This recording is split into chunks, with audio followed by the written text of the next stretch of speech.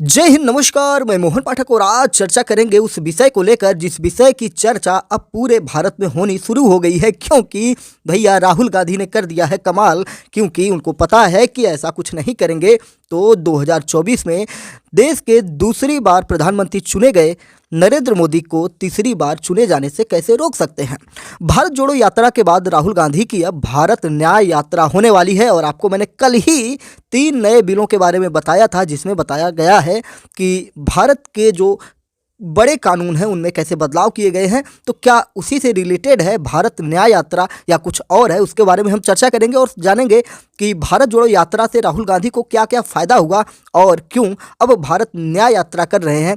राहुल गांधी मुझे लगता है आने वाले समय में भारत धर्म यात्रा भी कर सकते हैं, जिसमें भारत के विभिन्न धार्मिक स्थलों पर जाकर एक सीरीज तैयार कर सकते हैं जिनमें सभी धर्मों को लेकर चल सकते हैं, जैसे हिंदू, मुस्लिम, क्रिश्चियन, जिनके भी पवित्र स्थान। वैसे भारत में अगर देखें तो सबसे ज़्यादा पवित्र स्थानों की बात करें तो हिंदू धर्म से रिलेटेड है। तो शायद हिंदू कम्युनिटी को साधने के लिए और चुनावी लाभ लेने के लिए ऐसा भी किया जा सकता है। वैसे भी आपको पता है कि भारत में कोई भी राजनीतिक दल हो, कोई भी से मतलब कोई भी राजनीतिक दल हो, अगर वो कोई काम करता है तो उसके पीछे कुछ ना कुछ राजनीतिक मंशा होती है। तो 14 जनवरी 2024 से क्या होगी इनकी यात्रा, लेकिन हम बात करते हैं 14 जनवरी से 20 मार्च तक चलेगी। मणिपुर से मुंबई तक 6200 किलोमीटर का सफ़र होगा। क्या है पूरा मामला, आइए इस पर थोड़ा नज़र बनाते हैं। आप देख रहे हैं MPS Hindi news explainer YouTube channel. तो news analysis, daily current affairs के लिए आप चैनल को सब्सक्राइब कर सकते हैं और हमारे साथ जुड़ सकते हैं। रोजाना हज़ारों की संख्या में लोग हमारे साथ जुड़कर देश दुनिया की खबरों का आनंद उठाते हैं और अपने अनुसार जिस प्रकार से उन्हें ज़रूरत होती है उसका यूज करते हैं। अगर स्टूडेंट होते हैं तो अपने करंट अफेयर में यूज करते हैं और सामान्य नागरिक होते हैं तो वो अपनी जानकारी बढ़ाते हैं कि दुनिया में क्या चल रहा है। और कोई आधिकारिक प्रशासनिक अधिकारी होता है तो उनको एक साथ एक जगह पर सारा डाटा मिल जाता है, जिससे वो अपने न्याय व्यवस्था को आगे बढ़ाने में काम कर सकते हैं। तो आइए बात करते हैं 2024 लोकसभा चुनाव से पहले कांग्रेस सांसद राहुल गांधी भारत न्याय यात्रा शुरू करने वाले हैं। यह यात्रा 14 जनवरी से मणिपुर से शुरू होकर 20 मार्च को मुंबई में खत्म होने वाली है। मणिपुर आपने देखा होगा कि कितना चर्चा का विषय बना हुआ था और आज भी मणिपुर में क्या चीज़ें हो रही हैं आपको पता है। मैंने भी मणिपुर पर वीडियो किया हुआ था, लगभग आधे घंटे का वीडियो था और वो वीडियो मेरे चैनल पर यानी कि एमपीएस हिंदी पर आधे घंटे भी नहीं रहा, उसको रिमूव कर दिया गया था। और ये कहीं ना कहीं मेरे साथ नाइंसाफ़ी हुई थी, मेरी मेहनत जो मेरी रिसर्च थी। और उसके बाद मैंने फिर से अपलोड किया, फिर से रिमूव किया गया और फिर से मैंने अपलोड किया तो फिर से मुझे क्या कहते हैं कि नोटिस भेज दी गई थी।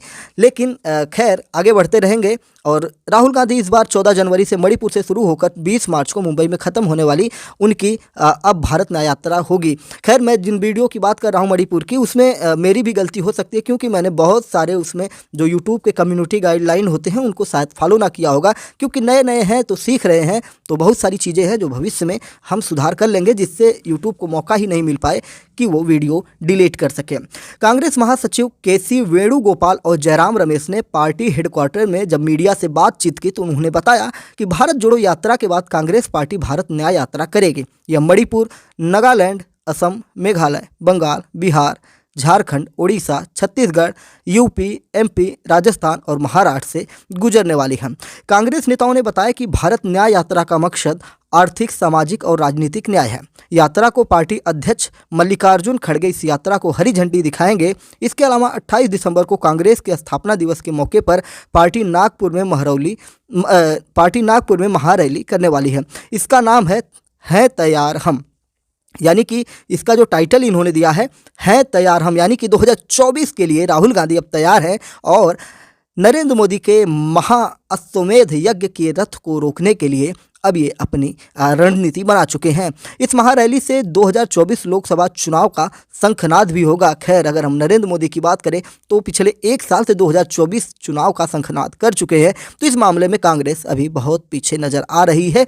भले ही भारत जोड़ो यात्रा का सफ़र राहुल गांधी ने किया था, लेकिन उसका परिणाम आपने देखा होगा कि अभी हाल ही में 3 राज्यों के चुनाव हुए थे और जिनमें से 2 राज्यों जो बड़े राज्य हैं मध्य प्रदेश और राजस्थान, भाजपा ने यानी कि नरेंद्र मोदी के चेहरे पर लड़ा गया था और उसमें इन्होंने जीत हासिल की। और वहीं अन्य राज्यों में कांग्रेस ने थोड़ी बहुत बढ़त बढ़ाई थी, एक आध राज्यों में कांग्रेस की सरकार भी बनी है। इससे पहले राहुल गांधी ने 7 सितंबर 2022 से 30 जनवरी 2023 तक भारत जोड़ो यात्रा की थी। 145 दिनों की यात्रा तमिलनाडु के कन्याकुमारी से शुरू होकर जम्मू कश्मीर में खत्म हुई थी और ये काफ़ी चर्चा का विषय बना हुआ था। तब राहुल ने 3570 किलोमीटर की यात्रा की थी।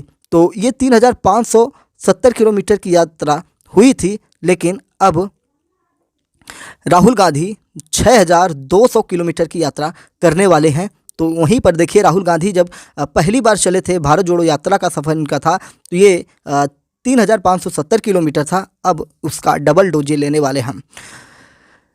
तो 12 राज्यों और 2 केंद्र शासित प्रदेशों को इन्होंने भारत जोड़ो यात्रा में कवर किया हुआ था। आइए कुछ और चीज़ों पर नज़र डालते हैं। भारत जोड़ो यात्रा के बारे में थोड़ा डिटेल से देखते हैं कि उसका इनको लाभ क्या हुआ और कितने राज्यों को इन्होंने कवर किया था। थोड़ा इसको डिटेल में देखते हैं। राहुल गांधी ने 7 सितंबर को कन्याकुमारी से यात्रा की शुरुआत की।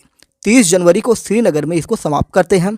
145 दिनों में 12 राज्यों और 2 केंद्र शासित प्रदेशों से होते हुए 3570 किलोमीटर तक ये चले थे। 10 दिसंबर से 2 जनवरी तक यात्रा रोकी गई थी। किन किन राज्यों से होकर गुजरी थी? तो ये तमिलनाडु के कन्याकुमारी से केरल, आंध्र प्रदेश, कर्नाटक, तेलंगाना, महाराष्ट्र, मध्य प्रदेश, गुजरात, राजस्थान, उत्तर प्रदेश, दिल्ली, हरियाणा और पंजाब होते हुए केंद्र शासित प्रदेश कश्मीर तक पहुंची थी। यात्रा के उद्देश्य क्या रहे होंगे उसकी अगर हम चर्चा करें तो इनका पहला उद्देश्य ये रहा होगा, केंद्र में एनडीए की सरकार के दौरान देश में बढ़ रहे आर्थिक असमानता के खिलाफ। दूसरा इनका उद्देश्य रहा होगा जाति, धर्म, भाषा, नस्ल और रंग के आधार पर बढ़ रहे भेदभाव और अपराध के खिलाफ। और तीसरा इनका जो उद्देश्य रहा होगा, केंद्र सरकार द्वारा सत्ता और सरकारी एजेंसियों के दुरुपयोग के खिलाफ, जैसे ईडी और भी सीबीआई जैसी चीज़ों पर कांग्रेस द्वारा आरोप लगाए जाते हैं। और चौथा ये रहा होगा 2024 लोकसभा चुनाव से पहले जन समर्थन हासिल करना। और इसी जन समर्थन के लिए अब राहुल गांधी निकल चुके हैं मैदान में। और देखने वाली बात होगी कि क्या नरेंद्र मोदी के रथ को ये रोक सकेंगे। आपने देखा होगा कि राहुल गांधी कितने चर्चा का विषय बने हुए थे। इनकी सांसद सदस्यता भी चली गई थी संसद से, फिर कोर्ट द्वारा इनकी सदस्यता को वापस की जाती है और उसमें कहा जाता है कि किसी सांसद की गलती को उसके क्षेत्र की जनता को क्यों दिया जाए, यानी कि सांसद विहीन क्यों किया जाए। बहुत सारे तर्क सुप्रीम कोर्ट द्वारा दिए गए थे और फिर उसके बाद राहुल गांधी को उनके पद पर लाया गया था।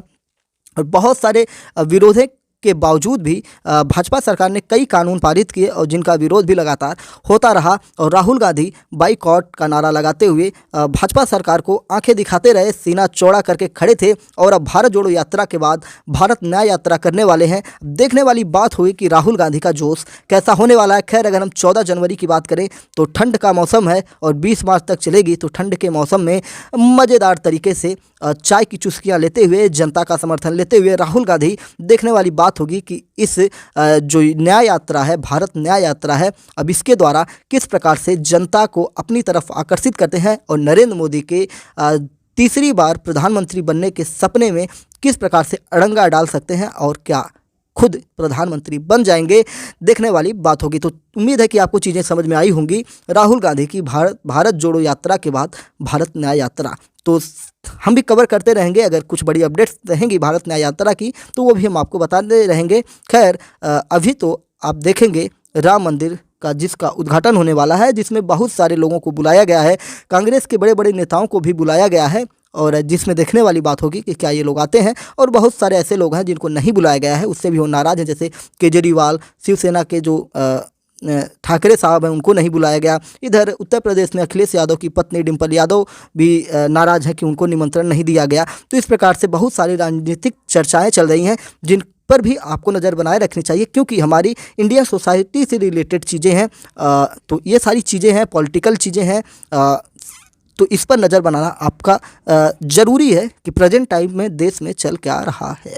तो चलिए फिर मिलते हैं एक दूसरी खबर के साथ, उसका विश्लेषण करेंगे। चैनल पर नए तो चैनल को सब्सक्राइब करना बिल्कुल भी ना भूलिएगा। डेली करंट अफेयर्स और न्यूज़ एनालिसिस के लिए अपने विचारों को भी कमेंट बॉक्स में बताइएगा। जय हिंद, नमस्कार, भारत माता की जय।